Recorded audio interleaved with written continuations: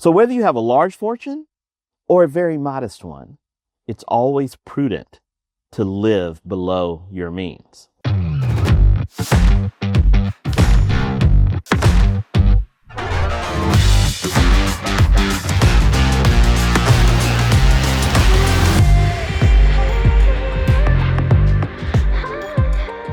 Hello again, and welcome to The Ruthless Truth.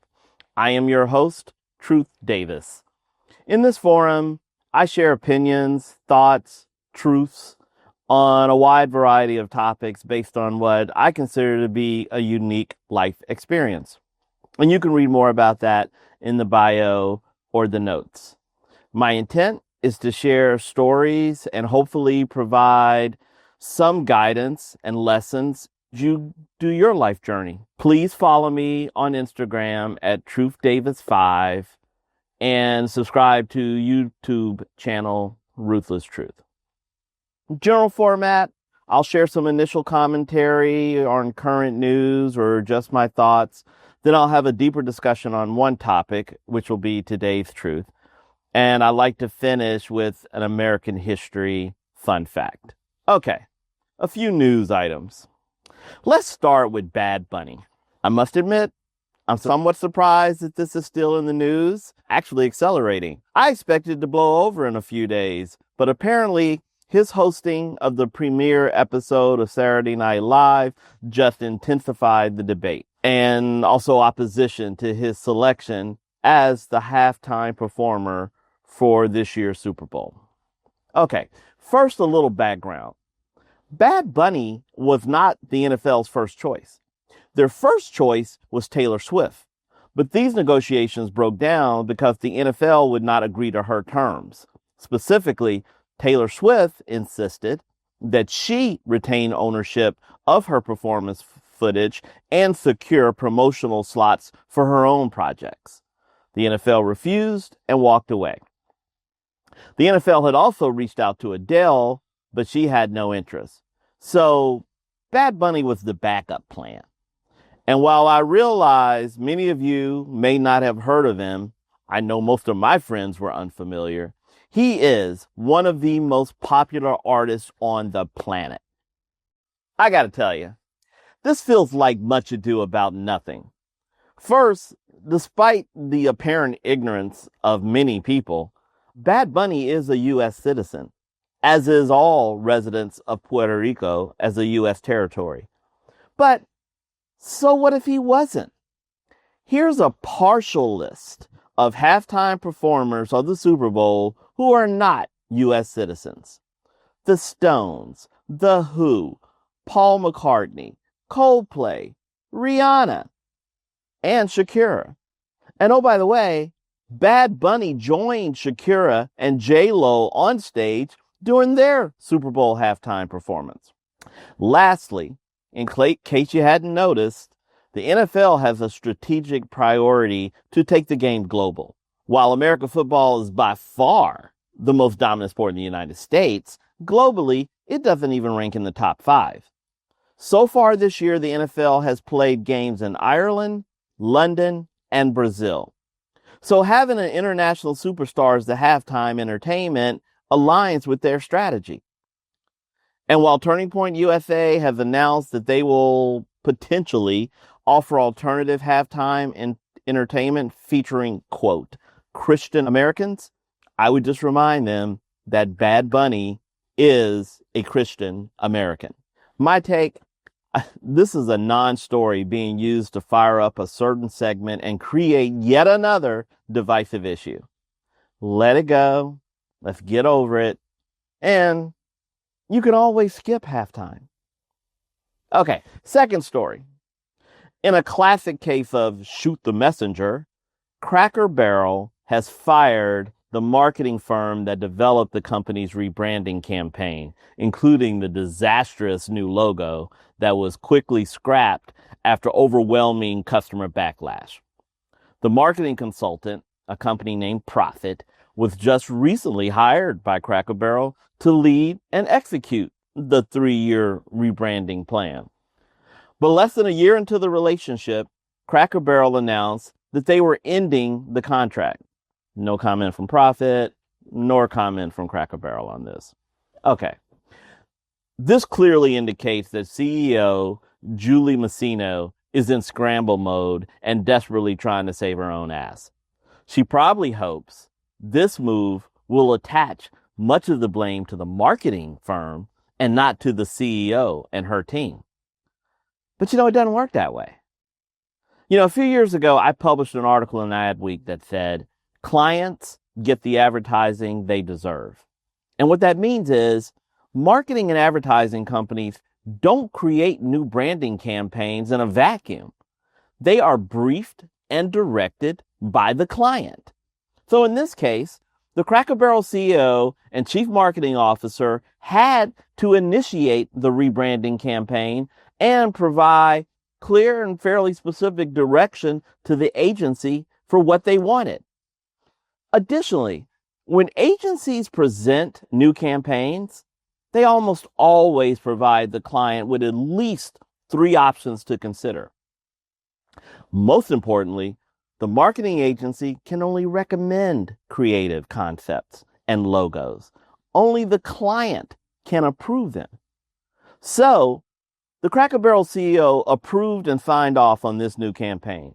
She and her marketing team are to blame, not the marketing agency. Believe me, had the campaign been a success, they would be declaring victory and taking the credit. We'll see if it matters, because even with the dismissal of the marketing firm, Ms. Masino is still sitting in a very hot seat at Cracker Barrel. Okay, let's get to today's truth. Okay, today's truth. In today's truth, I want to talk about the habits of rich people and how you can adopt some of these habits to help improve your own financial position. As I was considering this topic, it occurred to me, most people haven't spent a lot of time with rich people. I mean, sure, many of us have met wealthy people at work or a large social function, but how many people in your phone directory are multimillionaires?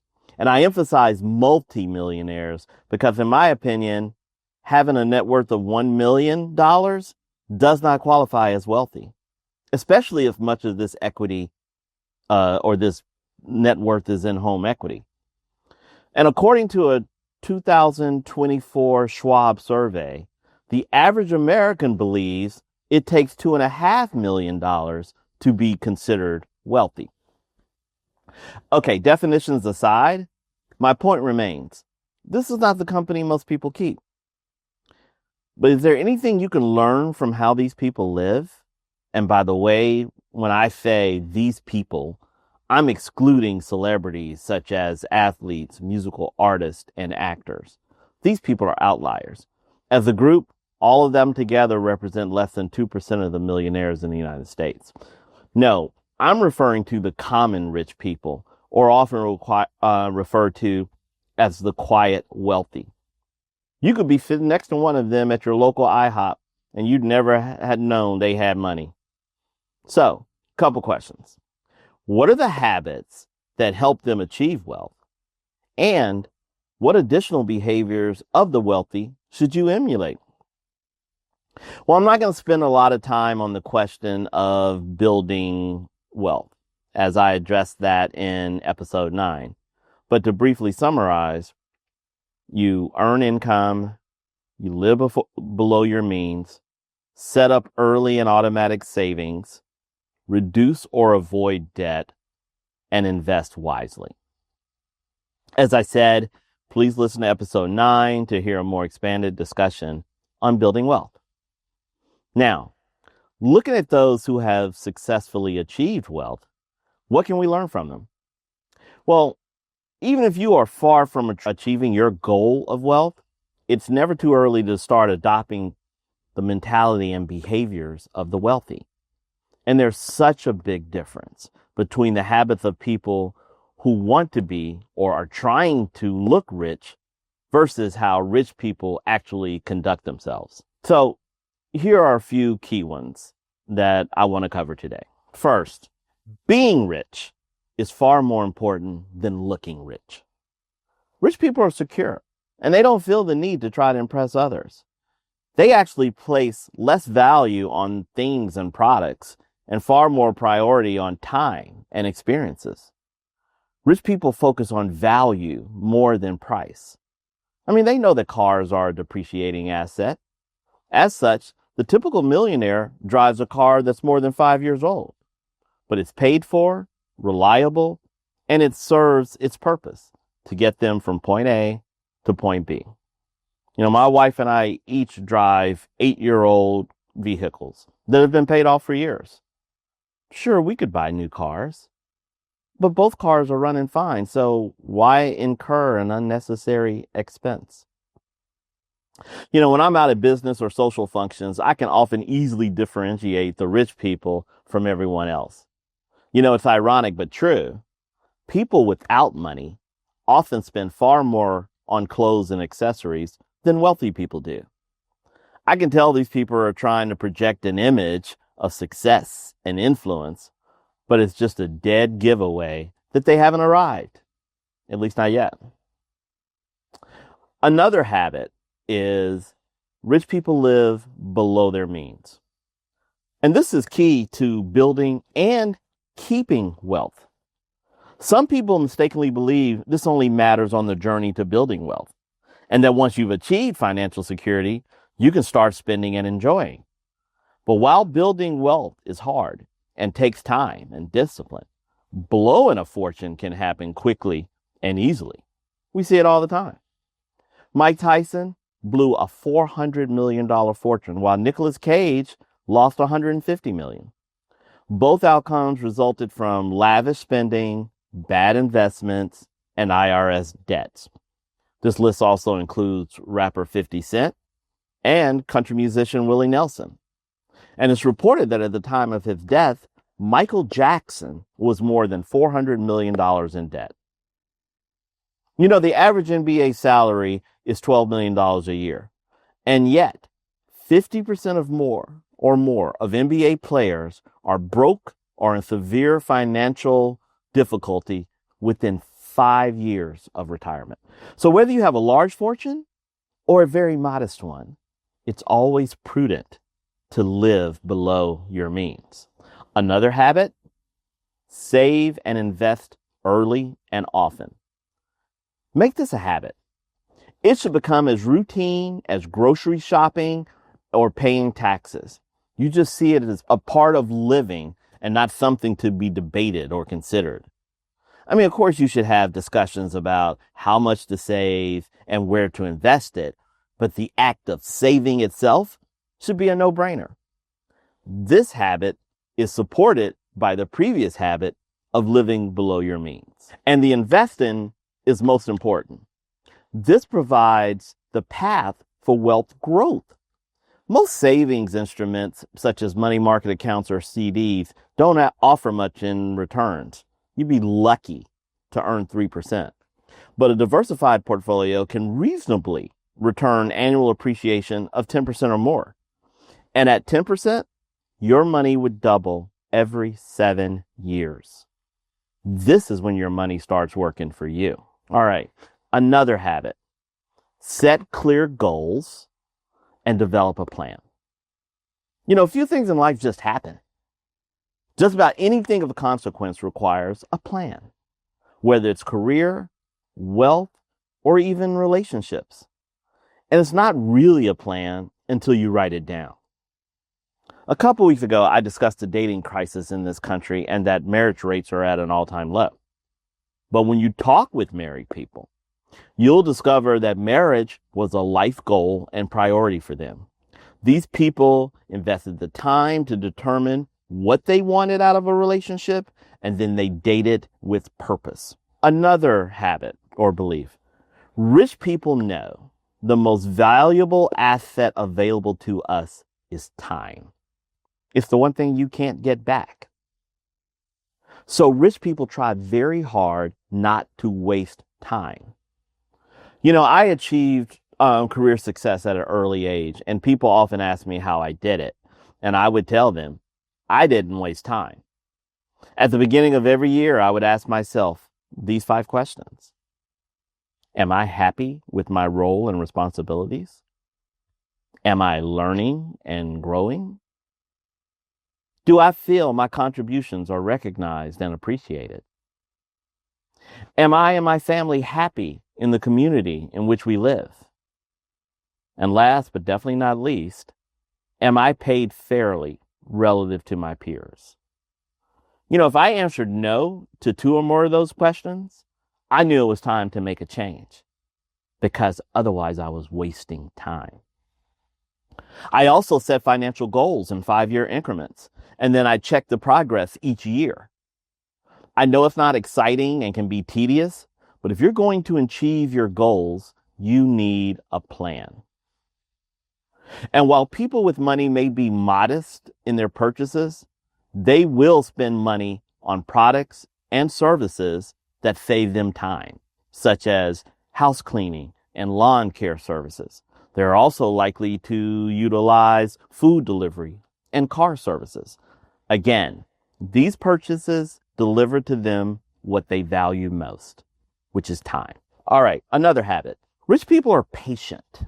They understand that building wealth takes time, and they're fine with that as long as they are continually progressing. Social media will make it seem like young people everywhere are just balling out and making crazy money, making many people feel like life is passing them by.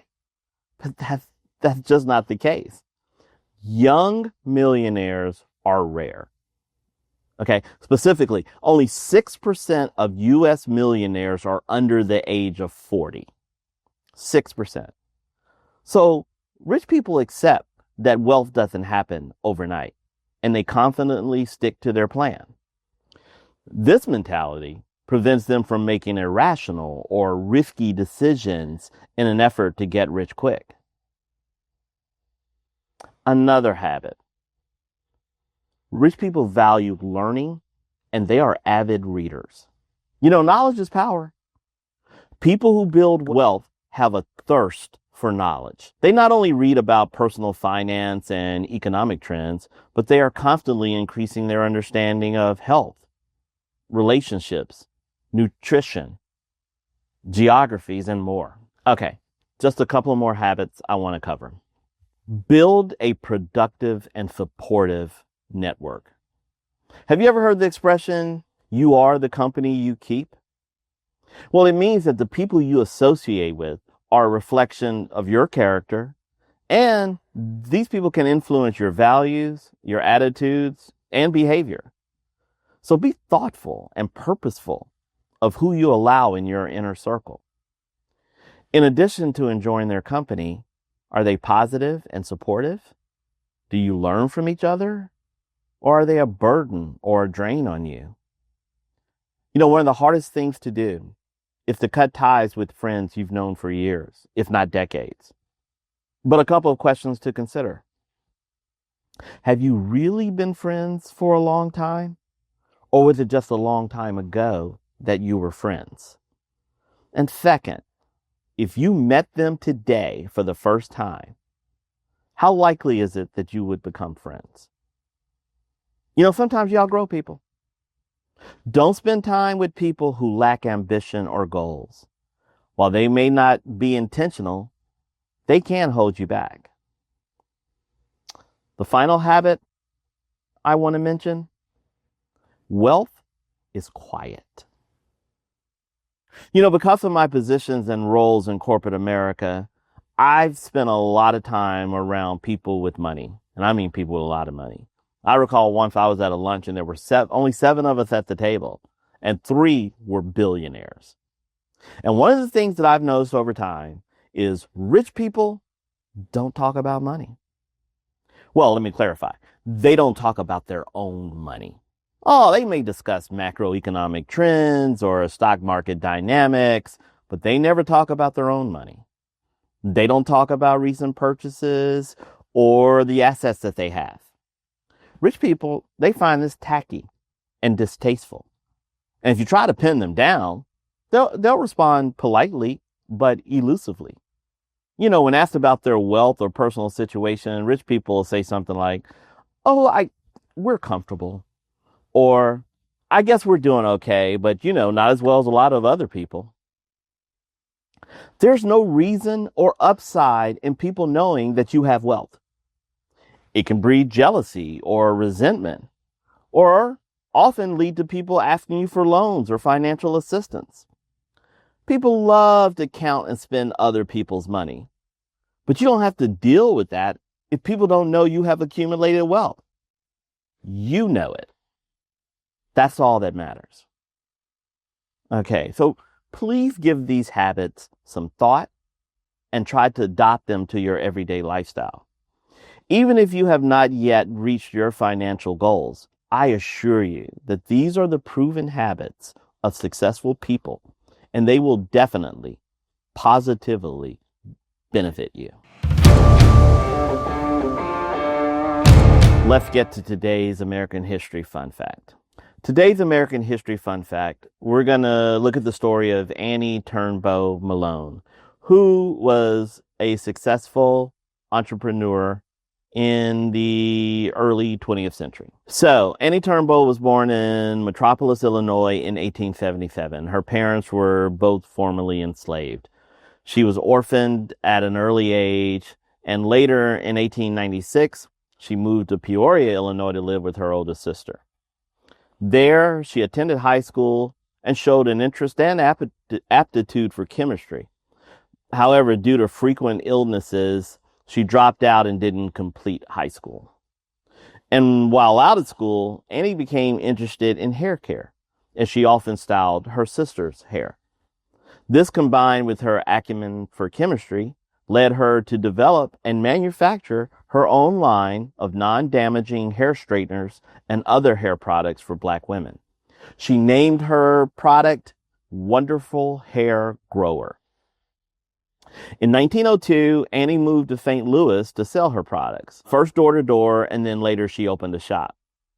And to build the business, Annie Malone launched a multifaceted marketing campaign, including advertising and personal appearances, and the recruitment of women as salespeople. Well, one of her top salespeople was a woman named Sarah Breedlove Davis, who first worked in St. Louis for Annie and then later moved to Denver in 1905. Well, there was a disagreement between Annie Malone and Sarah Davis that led to Davis leaving the company and starting her own hair care company. Annie accused Sarah of stealing her formula, which Sarah denied. This led Annie Malone to copyright her products under the name Poro, P-O-R-O, to protect her business from additional fraudulent imitations and counterfeit versions. Meanwhile, Sarah Davis continued to develop her own line of hair products. And in 1906, Sarah Davis married Charles Walker, and then she began marketing herself as Madam C.J. Walker, an independent hairdresser and cosmetic cream retailer. Her business thrived, and the Guinness Book of World Record recognizes Madam C.J. Walker as America's first female self-made millionaire. Okay, back to Annie Turnbow. In 1914, she married Aaron Malone, which was her second marriage. Then, in 1918, in St. Louis, she established Poro College, a cosmetology school and center. The building included a manufacturing plant, a retail store, business offices, and more. And at its peak, Poro College employed over 200 people. By the 1920s, Annie Turnbow Malone was a multimillionaire, and her business thrived until 1927. That's when her husband filed for divorce and then demanded half of the business's value. The divorce was contentious, but Annie was ultimately able to negotiate a $200,000 settlement and then be recognized as the sole owner of Poro College. Despite her wealth, Annie Malone lived modestly and was a generous donor to many local causes, including the local YWCA and the Howard University College of Medicine.